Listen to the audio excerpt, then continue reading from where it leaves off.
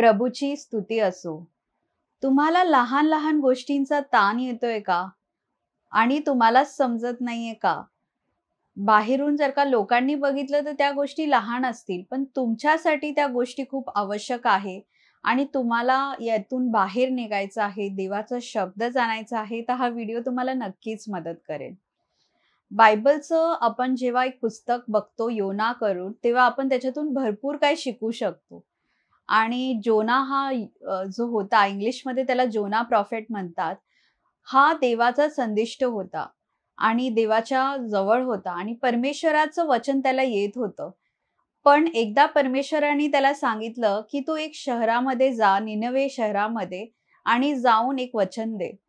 तर योनाला मात्र ते कुठेतरी पचलं नाही. कारण योनाला माहीत होतं, की ते निनवे शहर याचं आणि देवाच्या लोकांचं कुठेतरी चांगलं जमत नव्हतं. तर अशा वेळेस योना काय करतो आपल्याला माहिती आहे. योना दुसऱ्याच अपोझिट डायरेक्शननी जायला लागतो. दुसऱ्या दिशेने जायला लागतो. देवापासून तो पळायला लागतो. आणि मग आपण बघतो, की तो ज्या जहाजात होता, त्या जहाजाच्या इथे त्या समुद्रामध्ये खूप मोठं वादळ आलं. योनाला पाण्यामध्ये टाकलं त्या लोकांनी आणि योना त्या माशाच्या, व्हेल मासाच्या त्या पोटामध्ये 3 दिवस 3 रात्र होता.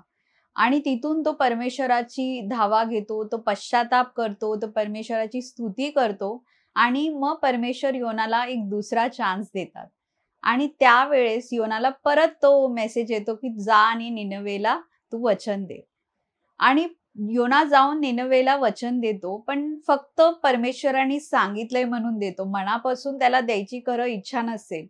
कारण तो कुठेतरी त्या वचन देतो आणि बोलतो, की तुम्ही जर का पश्चाताप नाही केला, तर खूप काही होऊ शकतं. आणि निनवेची लोकं पश्चाताप करतात आणि परमेश्वर दया दाखवतात आणि त्यांच्यावर काहीच प्रसंग येत नाही. आणि योना मात्र कुठेतरी परमेश्वराशी नाराज होतो आणि एवढा नाराज होतो योना, की तो असं म्हणतो, की मला कुठेतरी आता मरायचं आहे. मी खूप हे सगळं नाही पाहू शकत. आणि पुढची स्टोरी आपल्याला माहिती आहे, की योना असाच एक छोट्या जागेवर असा बसतो आणि तिकडे खूप ऊन येत असतं आणि मग एक छोटी वेल अशी येते आणि त्याच्यातून अशी त्याला सावली मिळत असते. तर त्याला त्या वेलीमध्ये ते छोटंसं झाड ते जे आलं असतं एका दिवसामध्ये, ते त्याला चांगलं वाटतं त्याच्यामुळे कारण त्याला सावली येते आणि नंतर परमेश्वर असा लहान किडा पाठवतात आणि त्याच्याद्वारे ते पूर्ण झाड असं तो खाऊन टाकतो किडा आणि नंतर मग त्या सूर्याच्या प्रकाशामुळे ते झाड नाहीसं होतं आणि मग योना अजून रागवतो आणि परमेश्वराला बोलतो, की "आता या झाडाला पण तुम्ही घेऊन गेला." आणि तेव्हा परमेश्वर बोलतात, "या वेलीला तर तू तयार पण नाही केलं.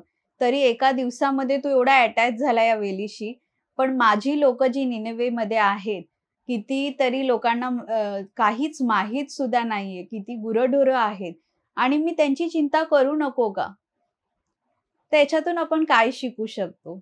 याच्यातून आपण हे शिकू शकतो, की योनाचं रिलेशनशिप विथ गॉड, योनाचं नातं जे परमेश्वरासकट होतं, ते खूप वेगळं होतं.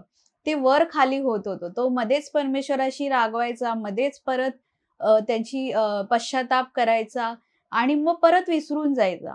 परमेश्वराने योनावरती खूप दया दाखवली. जेव्हा तो त्या मासेच्या पोटात होता, तेव्हा तो कसा धावा करत होता, रडत होता, पश्चाताप करत होता. पण त्याच वेळेस परमेश्वराशी तो जेव्हा बाहेर पडला त्या मासाने त्याला बाहेर काढलं, तेव्हा परत त्याला आज्ञा आली परमेश्वर तो विसरून गेला, की परमेश्वराने त्याच्यावर दया केलेली. आणि मग तो ती दया निनवे शहरामधल्या लोकांवर नाही दाखवू शकत होता. तर आपल्यालाही योनासारखं कधी-कधी आपल्याला परमेश्वराने दया दिल्यावरती अशा लोकांना दया देणं खूप कठीण होऊन जातं, ज्यांनी आपल्याला दुखावलं आहे किंवा अशा लोकांपर्यंत मदत करणं किंवा त्यांनाच प्रभूचं वचन देणं किंवा त्यांची सेवा करणं आपल्याला कधी-कधी मनापासून होत नाही योनासारखं. आपल्याला वाटतं यांच्यासोबत काहीतरी वाईट व्हावं. पण प्रभूंनी आपल्यावर दया केली आहे, तशी आपल्याला त्यांच्यासाठी दया मिळावी अशी इच्छा आपल्यामध्ये नाहीये. कारण हा मानवीय स्वभाव आहे. पण जेव्हा आपण आपल्या योनासारखं नव्हे, तर आपल्याला परमेश्वराने कशी दया दाखवली आहे त्याच्यावर आपण विचार केला, की मग आपण दुसऱ्यांवर दया करू शकतो. आणि योना कसा रागवत होता. तो बोलत होता, "मला मरायचं आहे. मला नाही जगायचं आहे हे सगळं पाहून." आणि परमेश्वर बोलतो, "तुझं रागवणं हे बरोबर आहे का?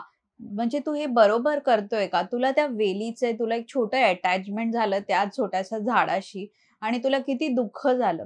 आणि ही माझी लोकं आहेत, ज्यांना मी बनवलं आहे, जी माझी लोकं आहेत, त्यांची चिंता मी करू नको का?" तर परमेश्वराने सगळ्यांना बनवलं आहे. ते वाईट आहे किंवा चांगले आहे आणि ते सगळ्यांवर दया करतात. पण आपल्यालाच दया करणं खूप कठीण जातं. आपलं परमेश्वराशी नातं कसं आहे? योनासारखं आहे का? कारण ही निनवेची लोकं होती किंवा त्या जहाजातील लोकं होती. ती लोकं मात्र परमेश्वराचा स्वीकार करतात. ते लोकं मात्र प्रार्थना करतात. पण जो देवाचा संदिष्ट आहे, त्याचं कुठेतरी नातं परमेश्वराशी वर-खाली होतंय. त्याच्यामध्ये कुठेतरी राग आला आहे. योना मात्र प्रत्येकावर चिडतोय, परमेश्वरावर चिडतोय. कारण तो कुठेतरी परमेश्वराची जागा घेऊन न्यायनिवाडा करतोय या निनवे शहराचा, जी परमेश्वर करणार आहे. ते आपल्याला म्हणतायत, की आपल्याला जी दया दाखवली आहे, ती दाखवण्यासाठी आपण प्रार्थना करूया आणि मग आपण परमेश्वराशी दया घेऊ शकतो. कारण गॉस्पेलमध्ये येशू म्हणतात, की जसा तुमचा स्वर्गीय पिता दयाळू आहे, त्याच प्रकारे तुम्हीही दया करा. आणि आपण ज्या मापाने दया देऊ, त्या मापाने आपल्याला दया मिळणार आहे. म्हणून जर का आपल्याला परमेश्वराकडून दया हवी आहे आणि आपल्याला क्षमा करणं कठीण गेलं, तरी पण आपल्याला क्षमा करावी लागेल आणि त्याच्यासाठीच आपण प्रार्थना करूया आणि प्रभूकडून कृपा मागूया. ज्यामुळे आपला जो ताण आहे तो कमी होणार. कारण आपला ताण का होतोय? कारण आपल्याला माहिती आहे, की आपल्याला काही गोष्टी करायच्या आहेत, पण आपल्याकडून त्या होत नाहीये आणि म्हणून आपल्याला हा ताण आला आहे. आणि परमेश्वर, येशू आपल्या सोबत आहे. तर आपल्याला चिंता नाही करायची आहे. ते आपल्याला पुरेपूर कृपा देतील. ते तेवढी आपल्याला कृपा देतील आणि त्यांच्यावर विश्वास करूया, की ते आपल्याकडून त्या सर्व गोष्टी करून घेऊ शकतात, ज्या आपल्याला शक्य नाहीये. Thank you. God bless you. Bye-bye.